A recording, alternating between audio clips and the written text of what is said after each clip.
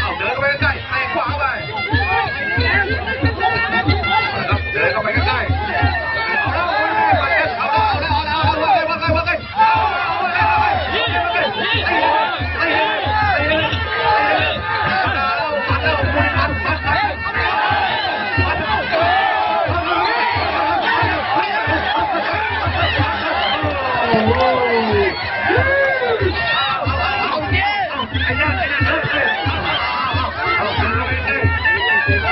โอ้โหมันหยดย้อยผมให้ดูเดือดไปเลยครับสำหรับค่ำนี้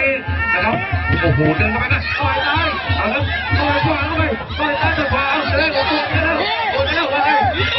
ว่าไงโอ้โห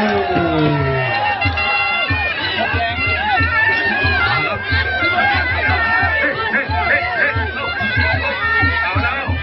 เดินเข้าไปใกล้ๆนะครับระวังฝ่ายแดงนะครับ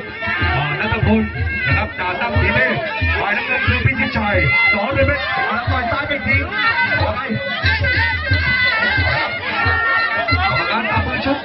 ว้ายกูจะไม่ไหวแล้วเว้ยจะเป็นลมแล้วเว้ยโอ้ยน้อง